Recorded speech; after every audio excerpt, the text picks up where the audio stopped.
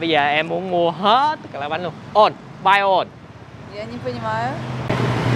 Bao nhiêu chị? Buy cái 35, một cái 25. Cái bán mà 6 Phục Linh đó, bán xe mà kiểu kiến. Dạ. Xe đó hồi đó mua cũng có 2 triệu mấy á, gần 5 chỉ vàng đó. Wow.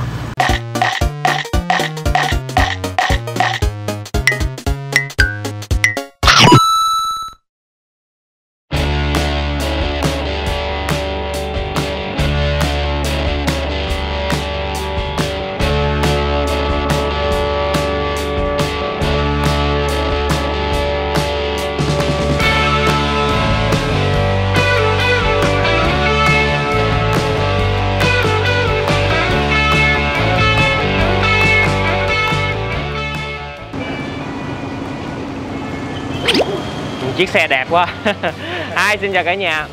Gia Phú và Mèo rất vui được chào đón cô chú anh chị và tất cả các bạn đã đến với Via Food Travel. Hiện tại thì Phú và Mèo đang ở ngay chợ Tân Định. Ngày hôm nay chúng ta sẽ đi tăng lượng đường lên một tí xíu. Chúng ta sẽ đi ăn 2 món. Và đến với món đầu tiên ngày hôm nay thì đây là một chị người Tây. Bữa giờ ở trên mạng xã hội cũng được chia sẻ rất là nhiều, thì tụi mình cũng muốn tìm hiểu và chia sẻ đến cho cả nhà. Thì chị bán các loại bánh Tây ở vòng vòng khu vực quanh chợ Tân Định này nè. Thì bây giờ chắc là mình sẽ phải lên đường và đi kiếm chị để thưởng thức. Thì cả nhà đừng quên ủng hộ kênh bằng cách like, share cũng như là ấn nút subscribe nha. Như mọi người có thể thấy thì chợ Tân Định hiện nay là cũng vẫn chưa hoạt động bán lại. Đó, bây giờ mình sẽ đi kiếm chị. Lên đường thôi, let's go.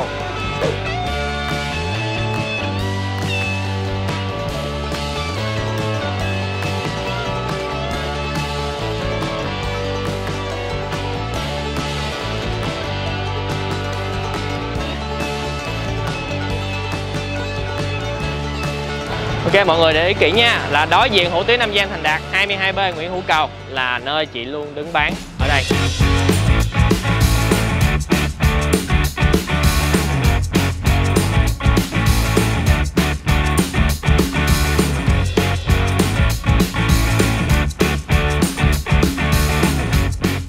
Rồi cả nhà ơi, thì sau khi đi vòng vòng kiếm thì đã phát hiện được rồi. Thật ra thì tụi mình đã biết được cái đoạn đường đi của chị.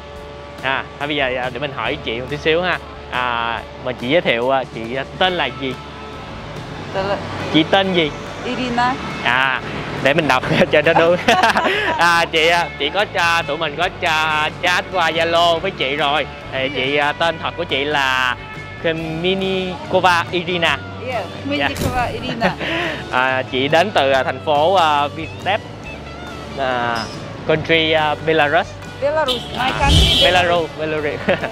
Hiện nay thì chị nói chung là chị có 2 người con trai. Con trai lớn của chị là 28 tuổi rồi. Cũng có một cái kênh YouTube nữa. Thì đây là cái kênh YouTube của con trai của chị. Thì vào lúc 3 giờ chiều cho đến 5 giờ là chị sẽ bán bánh ở đây. Hoặc là mọi người có thể kiếm ở vòng vòng quanh khu vực chợ Tân Định này. Đó là cái thông tin mà chúng ta cần nắm rõ ha. Thậm chí đến 6 giờ chị vẫn còn ở đây nha mọi người. Mọi người có thể liên hệ qua chị qua số điện thoại này nè. Đó, Zalo 084396851520. Nếu mà chúng ta có thể giao dịch qua bằng cái ngôn ngữ Belarus của chị. Còn không thì là chúng ta có thể dùng Google để dịch. Đó là cái cách thức mà Phú và Mèo đã tìm hiểu thông tin về chị. Đây là cái Zalo của chị 084794564082. Ở dưới là cái gì vậy? Cái thương hiệu của cái bánh không 2000 cái gì nè? Zalo á. Zalo, chữ Zalo. Nhìn ra 20 tháng 10 Rumen. Mọi người thông cảm với chị nha. Thì cái bánh này là chị không có tự làm mà chị lấy của một người bạn quen của chị. Đây là cái nhãn hiệu bánh Rumen. Nhãn hiệu này có ở ngoài Nha Trang rồi, ở đây thì bây giờ bắt đầu có, chị đã lấy đem về để chị bán. Đó. Vào ngày Chủ nhật thì thường là có nhiều loại bánh hơn. Thì trước mắt cả nhà, đây là các loại bánh. Đó. Bánh Coca-Cola 25.000, bánh mật ong 35.000, phô mai 35.000, kem xốp 35.000, sô-cô-la đôi, bánh kem Napoleon. Bây giờ mình sẽ hỏi chị xem nhà chị ở đâu nha. Nhà chị ở đâu? Where home? Bintan. Bình Thạnh. Bintan. À. Nhà Zoo. À, ở gần sở thú á cả nhà. Wow, giỏi tiếng Anh vậy ta. Thế thật ra là hỏi trước rồi để làm lại cho mọi người cho họ dễ hiểu. Thì nãy mọi người đã thấy đây rồi, nhưng mà ở trên đây là ngày hôm nay là chỉ có 8 loại bánh. Đây là 8 loại bánh mà chị bán ngày hôm nay. Thì có thể những ngày thường có thể là thiếu một vài loại. Một buổi đi bán của chị thì mọi người có thể thấy là chị chạy bằng chiếc xe tay ga này và có như tới 3-4 thùng bánh lần. Bánh được giữ lạnh ở trong đây nha. Please open. Ok. Yeah, đây. Tất cả các loại bánh của chị được để trong đây, lạnh nha, mát lạnh luôn. Đó, bây giờ mình xem từng loại nha. Cacao, cake, cola, phô mai sô-cô-la, phô mai cheesecake. Cái này là sô-cô-la đôi, là gấp đôi sô-cô-la ha. Napoleon, cái loại này là less sugar. Napoleon, very little sugar. Ít đường. Sô-cô-la, cake choco, mật ong honey cake. Cái này là nhiều đường. Very more sugar. Rất là nhiều đường nha. Đó, một cái loại ít ngọt và cái loại nhiều ngọt. Rồi, để khách đi. Đó, có khách mua rồi. Nãy giờ để ý thì là các bạn nữ tới mua, ủng hộ cho chị rất là nhiều. Mình có hỏi chị là có ý định về nước không, thì chị có chia sẻ là chị cũng rất là nhớ con cái và cả cái con mèo của chị ở quê nữa.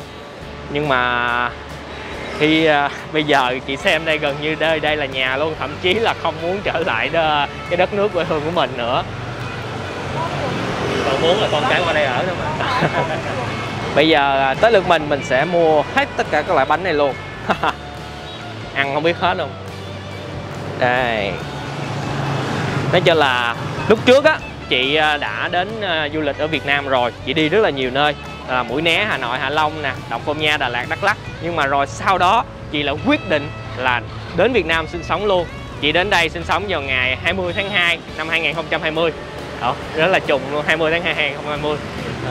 Thì mà mình cũng xin lý giải để cho mình muốn truyền tải đầy đủ ý của chị á, cho nên mình xin phép cầm điện thoại để chia sẻ nha. Rồi, bây giờ em muốn mua hết các loại bánh luôn. Buy all. Я не понимаю. 1, 2, 3, 4, 5, 6, 7, 8. Hey. Yeah. Cả nhà thông cảm nha, vì chị là không có nói được tiếng Anh, cũng không có phải là nói tiếng Nga. Chị nói tiếng Belarus, cho nên cái giao tiếp hơi rất là khó. Chị biết nói tiếng Nga. Nhưng mà ít, tại vì có mày là không biết nói tiếng Nga luôn. Bao nhiêu tiền ta? Cộng lại coi. 1, 2, 3, 4, 5, 6, 7, 8. Bây giờ để mình cộng nha. Bao nhiêu chị? Vài cái 35, một cái 25. Dễ tính cả nhà ơi. Nãy giờ mình cứ nhảm định lấy máy tính ra bấm, giờ mới để ý là 7 cái 35.000. 7 x 35 là của máy tính nè. Bao nhiêu? 270.000. Tổng cộng là 270.000. Đây. Cảm ơn chị. Cảm ơn em. Lâu rồi chúng ta không trở lại với chương trình ăn bờ ngủ bụi. Bây giờ hiện nay là khúc này vắng nên giờ cũng dễ dàng mình dùng chiếc xe làm cái bàn. Thôi thì bây giờ Gia Phú Gia Mèo xin mời cả nhà, cô chú anh chị và tất cả các bạn chúng ta thưởng thức các loại bánh ngọt của chị nha. Mình ăn trước cái bánh phô mai cheesecake này trước. Wow, nhìn ngon quá. Đầu tiên là mình muốn nói là cái bánh được chị bấm kim lại á, được bảo bọc cũng rất là kỹ, nên về thì khi mở ra chúng ta hơi khó tí xíu, mọi người cẩn thận mở, coi chừng dùng lực nhiều quá nó bung là văng luôn cái bánh đó nha. Ôi trời ơi cái bánh. Tôi thấy là cái lớp phô mai này nó chắc lắm, không phải là cái dạng phô mai mềm như bánh lăng nha. Rồi. 35.000 đáng giá đồng tiền luôn cả nhà. Gần như là cái phần ở bên trên nè là một lớp phô mai đặc luôn á. Nó đặc mà nó đặc giống như chúng ta ăn sữa sống vậy đó. Cái cảm giác nó đặc chín ở trong miệng mình, đặc quánh luôn á. Và một lớp mỏng bánh ở phần dưới đế.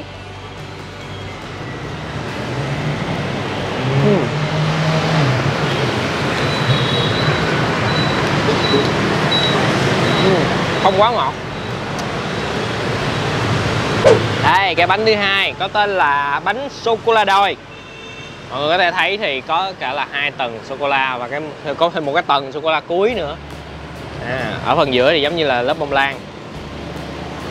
Cái này nó xốp hơn nè.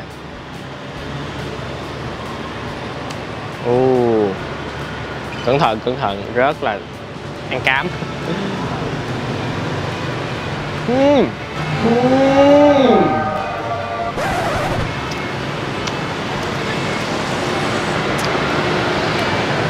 Trời, sô cô la thơm mà nó ngọt. Cái lớp bánh bông lan ở giữa thì dạng nó hơi nó xốp, nhưng mà nó xốp nó cũng là dạng xốp đặc. Trời, miếng nữa. Đúng, cái bánh này á, Phú thích cái phần sô cô la, còn cái phần bông lan á thì cá nhân của mình á thì mình thích cái dạng nó xốp hơn, ăn cái này thì nó hơi khô.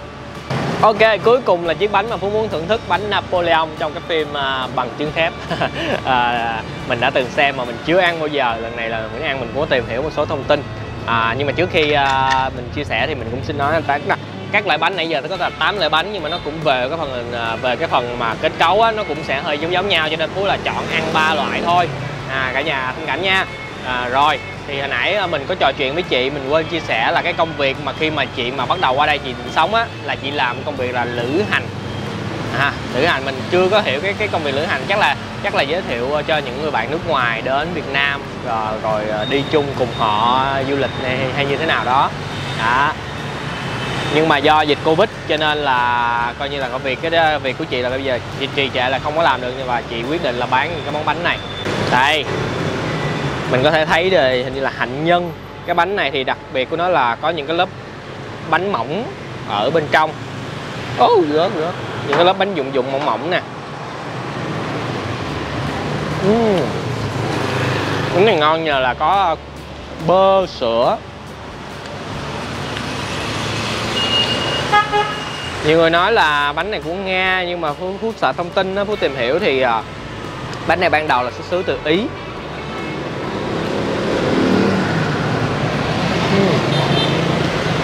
Cảm giác cái bánh này ăn lạnh rất là ngon. Lớp bơ, lớp kem á, mát lạnh cho mình luôn. Cái vỏ bánh này giòn. Mình trong cái buổi trò chuyện mình có hỏi là chị thích món nào ở Việt Nam mình, thì chị nói là thích phở nè, bánh mì nè, cà phê sữa đá nè, nói chung là nhiều món lắm á. Bây giờ mình xin ăn kết thúc cái miếng này nha, và mình sẽ quay lại mình tạm biệt chị, rồi chúng ta sẽ đi đến địa điểm thứ hai. Ok, thì bây giờ chúng ta sẽ đi tìm món ăn thứ hai, nhưng mà mình sẽ chia sẻ lại một cái điều cuối cùng của chị đã từng nói với mình, đó chính là hiện tại chị đã tiêm đầy đủ 2 mũi vaccine rồi.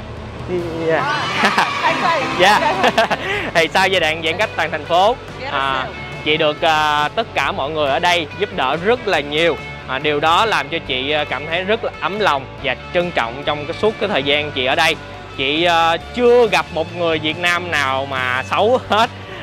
Chị cảm thấy rất là cảm phục đất nước và con người của chúng ta luôn mạnh mẽ và phát triển không ngừng, dù đã trải qua nhiều giai đoạn chiến tranh trong quá khứ.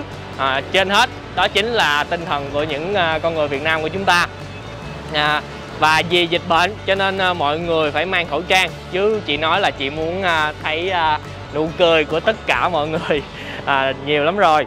Người Việt Nam rất là tuyệt vời, từ những đứa trẻ con lễ phép đáng yêu cho đến tất cả các cô chú lớn tuổi đều tốt bụng, và mọi người đối xử với chị rất tốt bằng sự chân thành và giỏi ngoại ngữ nữa. Đó là những gì mà chị Irina chia sẻ.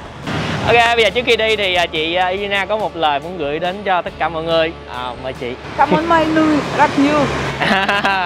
Chị rất là đẹp, rất dễ thương luôn. Em cảm ơn chị. Ok. Yeah. Bye bye.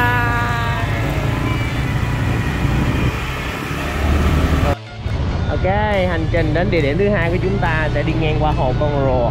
Đây, và mọi người cùng nhìn hồ Con Rùa sau vài ngày Sài Gòn mở cửa. Giờ này thì không có đông, nhưng mà chiều tối á bắt đầu thì vẫn có nhưng mà số lượng người thì nó không đông như lúc trước, nhưng mà vẫn sẽ có nhiều người ra đây để mà hóng gió và ngồi chơi. Chỗ nơi đông nhất lại là phố đi bộ. Nếu mình chưa có quay được, buổi tối mới quay được cái cảnh đó cho mọi người. Đường vẫn còn vắng lắm.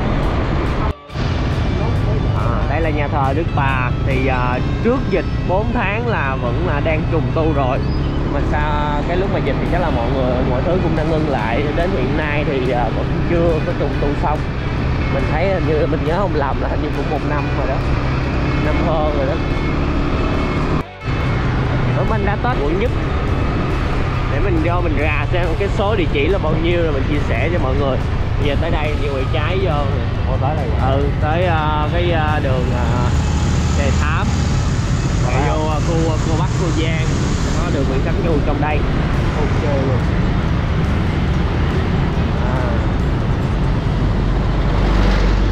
Rồi chúng ta tới rồi cả nhà ơi, trước trường trung học phổ thông Lương Thế Vinh. Xe Milo đá dầm của chú Vũ.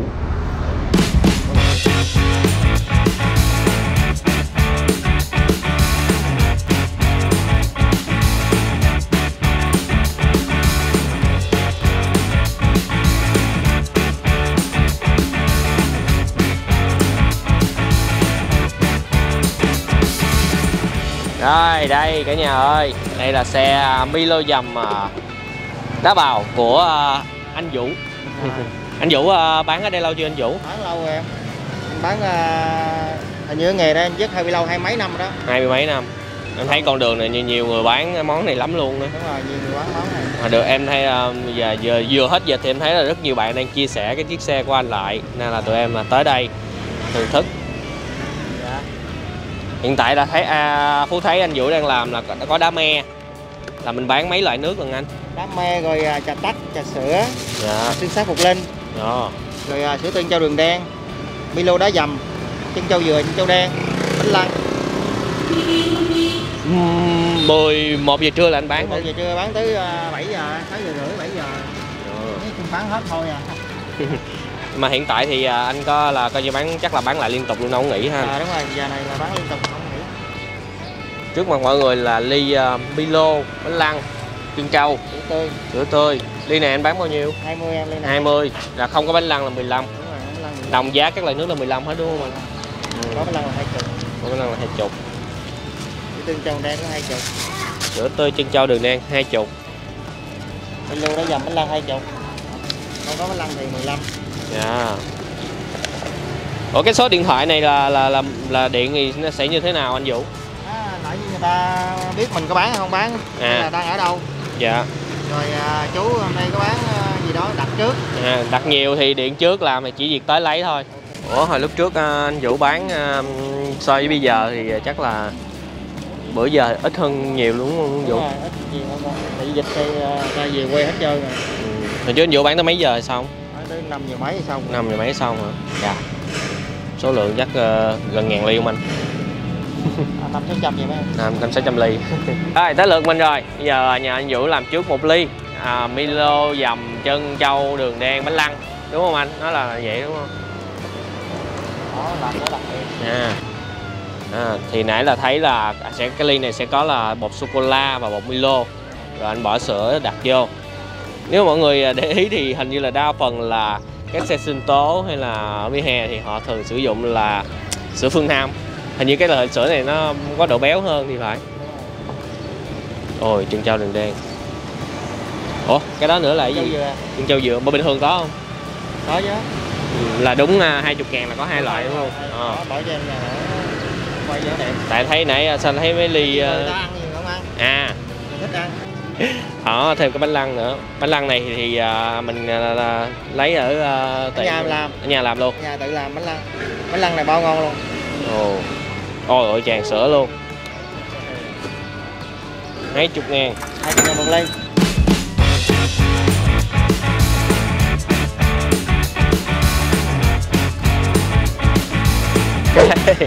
Nói chung là ngày hôm nay là lượng đường tăng cao, nói chuyện sẽ được ngọt ngào lắm đây. Ăn bánh xong rồi bây giờ uống Milo, ly này 20.000. Rồi xin mời cả nhà cùng tất cả mọi người chúng ta thưởng thức ly này nha. Giờ không biết mình thưởng thức cái gì trước luôn á. Mình thưởng thức cái chân trâu trước đi. Ồ, chân trâu đang miếng bột sô cô la bột Milo. Chân trâu của anh Vũ nhìn nó bóng bóng sáng sáng nha, dẻo, chai sật, không có quá nhão. Hút rồi, phải đợi đá dầm nữa. Đó, dầm. Phú thì không có hảo cái món này, ít khi nào mà ăn cái món Milo này lắm. Có ở nhà thì lâu lâu là uống ly cacao thôi. Rồi ok, dầm xong rồi đó, thấm rồi đó.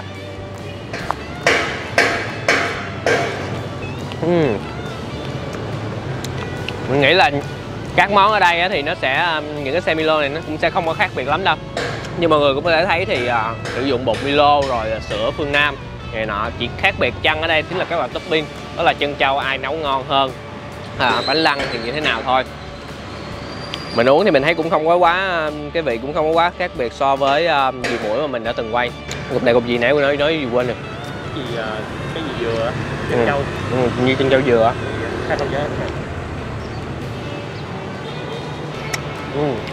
Dừa.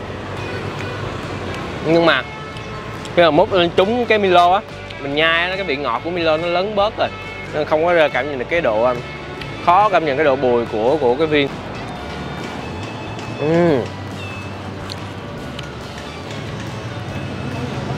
Bánh lăng kẹp chân trâu.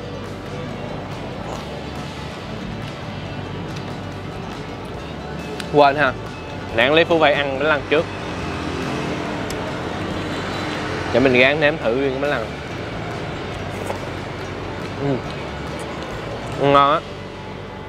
Mình ăn kỹ thì cái lớp caramel và cái lớp sữa đường của cái bánh lăng này ăn nó không có quá ngọt, rất là vừa. Mà tại vì nãy quên á, không ăn sớm nên hút vô là không cảm nhận được cái bánh lăng luôn. Bây giờ mình cảm nhận được cái bánh lăng sao có cái vị giống như phô mai kìa, giống thôi. Rồi, vậy là ngày hôm nay được 2 món cho cả nhà rồi nha.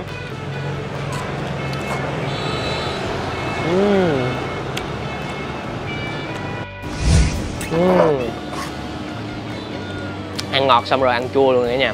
Anh Diệu bán đá me và đá me này được ngào, không có nước, rất là đậm đặc luôn.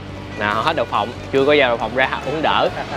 Đây là ly Milo dầm của bạn Mèo. Rồi chắc là phải kết thúc clip hành trình ngày hôm nay thôi. Nói chung là cái Milo dầm anh ở đây, nói chung anh pha cũng rất là vừa tay. Thì ai mà uống rồi thì comment ở dưới cho tụi mình biết nha. Và lưu ý cái món này thì nhớ ăn sáng rồi hãy uống, chứ chưa ăn sáng mà uống thì dễ bị chột bụng nha, tại có sữa sống trong đây nữa. Mình bị rồi mình chia sẻ lại kinh nghiệm cho cả nhà. Món này thì mình thấy là nãy giờ rất là nhiều các bạn nữ tới mua, mấy bạn nam thì chắc là thích cà phê hơn là uống mấy cái này. Nhưng mà ai hảo ngọt thì hãy ghé uống thử nha. Rồi, xin cảm ơn cả nhà đã dành thời gian xem clip từ nãy đến giờ. Đừng quên một món ăn ngon sẽ ngon hơn nếu chúng ta thưởng thức cùng người thân, bạn bè và chia sẻ nó với tất cả mọi người. Xin chào và hẹn gặp lại cả nhà ở những clip hấp dẫn kế tiếp. Mình đã thử, còn các bạn thử chưa?